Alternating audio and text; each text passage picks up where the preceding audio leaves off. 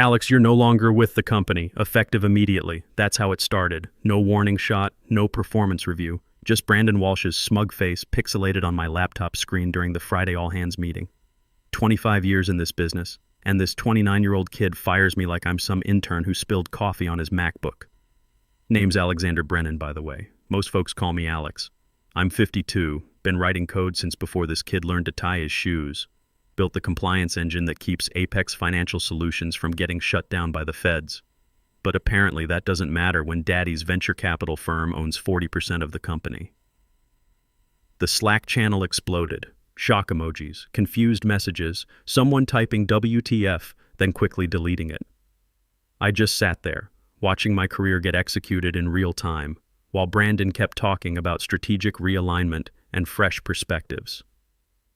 You know what the kicker was? He said I wasn't adapting to modern development practices. This from a guy who once asked me why we couldn't just use blockchain for regulatory reporting. I spent 2 hours explaining why the OCC doesn't accept smart contracts as compliance documentation. He nodded like he understood, then asked if we could make it an NFT. I didn't rage quit, didn't flip out, just clicked leave meeting and closed the laptop. Emma was at her friend's house, wouldn't be back until Sunday. Good thing, too, because I spent the next hour just staring at the wall, trying to figure out how I was going to tell my 17-year-old daughter that Daddy might not be able to afford Duke after all. See, here's what guys like Brandon don't understand about guys like me. We've got real responsibilities. I'm not some 25-year-old living in a studio apartment eating ramen. I've got a mortgage with 11 years left on it. Emma's looking at colleges that cost $60K a year. My dad's 76, and his Medicare doesn't cover the good assisted living place in Greenville. I can't just take a gap year to find myself or whatever these kids do. The severance package showed up Monday.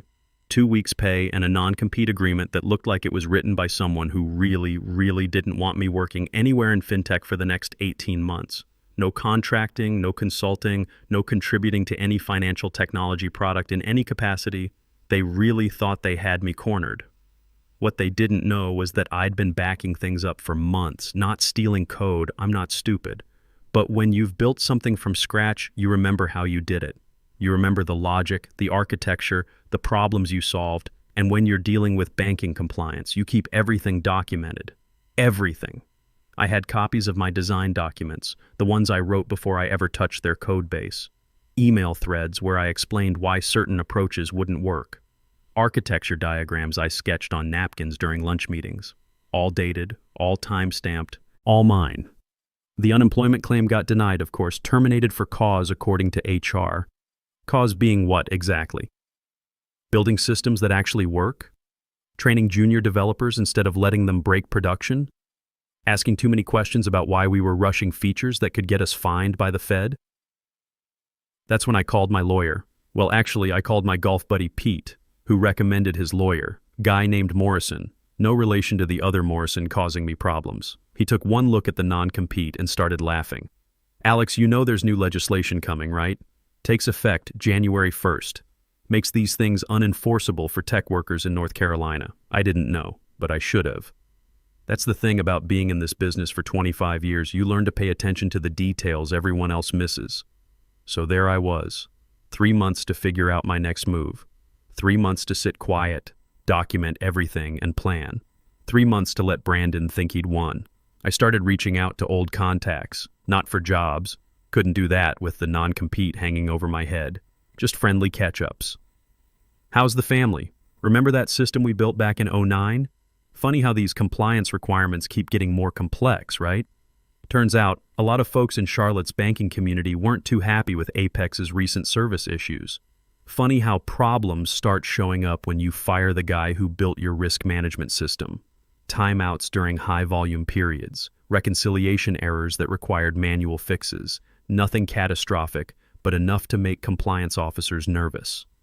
Patricia O'Brien reached out in November. Pat and I worked together for 6 years. She knew my systems better than anyone except me. Coffee turned into a longer conversation. Turned out she wasn't the only one updating her LinkedIn profile. Carlos is looking too, she said. And Michelle's already talking to headhunters. Brandon hired 3 bootcamp kids to replace you. Kids who've never heard of COBOL, let alone worked with mainframe integration. I just nodded, sipped my coffee, didn't say much. but I was thinking plenty. That's when I started making my list. By December, I had 3 lists going. First list, every system at Apex I'd touched in 8 years. Second list, everyone in Charlotte banking who owed me a favor or at least remembered my name. Third list, everything Brandon's team was screwing up in real time. That third list got pretty long, pretty fast. See, banking software isn't like building some social media app. You can't just move fast and break things when you're handling other people's money. The Fed takes a dim view of that approach. But Brandon, fresh out of Wharton with his MBA and 0 operational experience, figured regulatory compliance was just another checkbox on his product roadmap. Carlos called me in mid-December. He was trying to debug a reconciliation failure that was causing transaction discrepancies. Nothing huge, couple thousand here and there, but enough to trigger audit flags, the kind of thing that makes bank examiners very, very interested in your operation.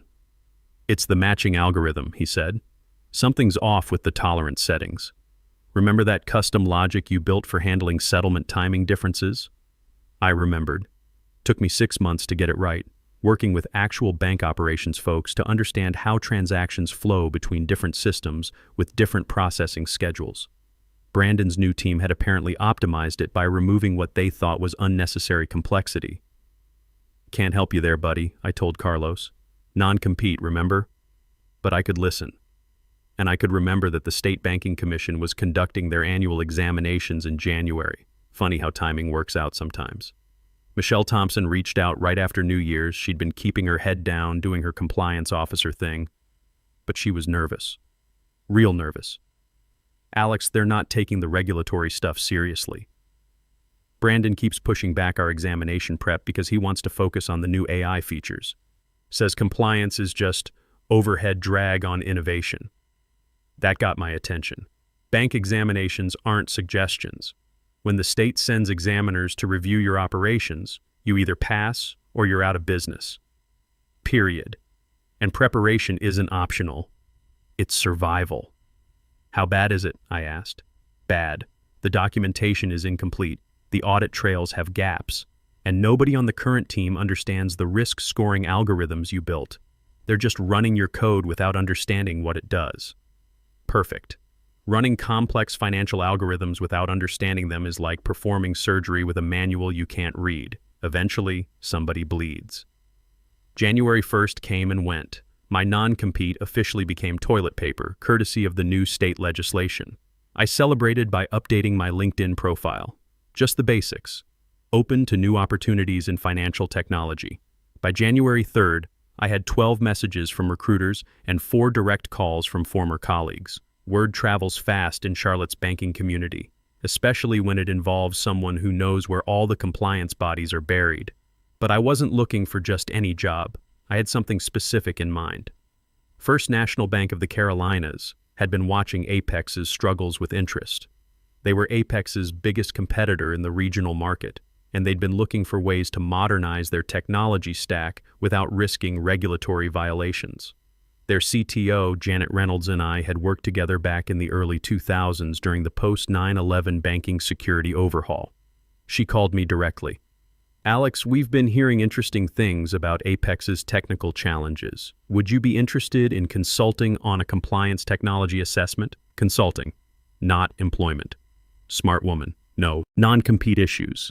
And it gave us both flexibility to see where things might lead. The assessment took 2 weeks. I reviewed their current systems, documented gaps, and provided recommendations for modernization. Standard stuff.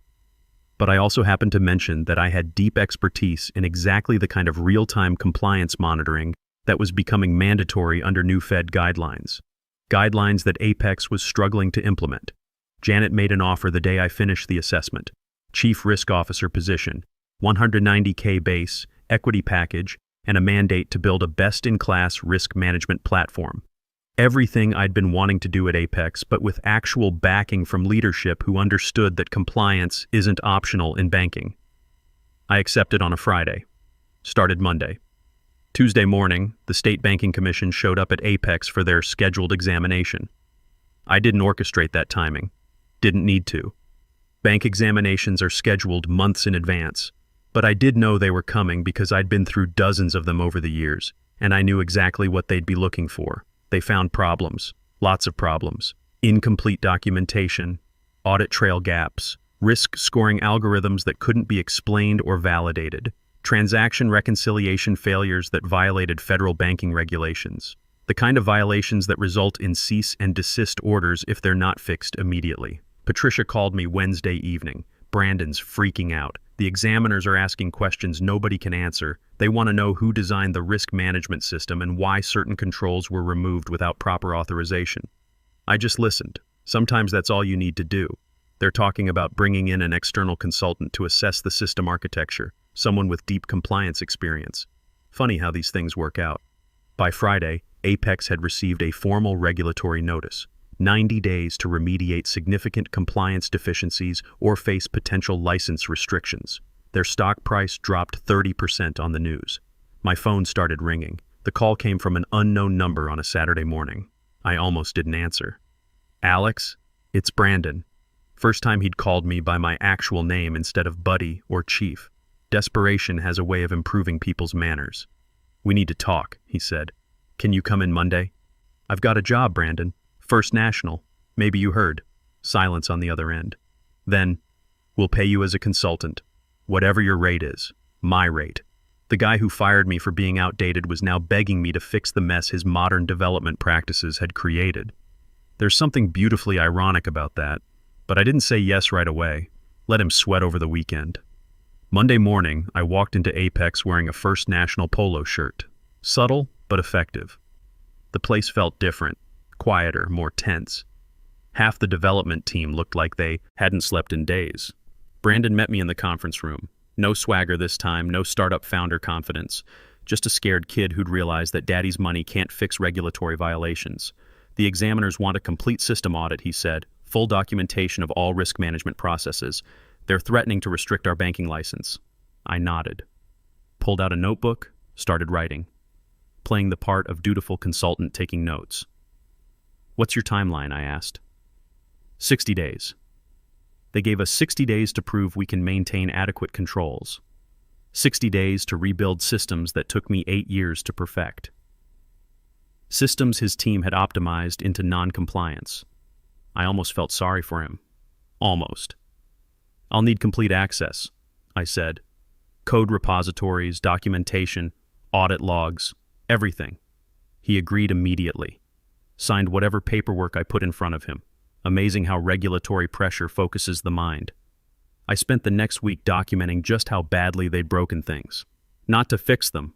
That wasn't my job anymore. Just to document, for the record. The reconciliation algorithm had been simplified to the point where it couldn't handle edge cases. Transaction timing differences that happened maybe once a month, but when they did happen, they created audit trail gaps that violated federal banking regulations. The risk scoring system had been modernized by removing what Brandon's team thought was unnecessary complexity. Turned out that complexity was there for a reason, to handle the dozens of special cases that real-world banking operations encounter every day. The compliance reporting had been automated, which sounds good until you realize the automation was generating reports that looked correct but contained subtle errors that would fail any serious regulatory review. 3 weeks into the consulting engagement, I delivered my assessment to Brandon and the board. 47 pages of detailed technical analysis with a simple conclusion. The system needed to be completely rebuilt from scratch. Estimated timeline, 18 months. Estimated cost, $15 million. The room went dead silent. What if we brought you back full time? Brandon asked. Give you whatever you need, whatever team you want? I looked at him for a long moment. Then I smiled.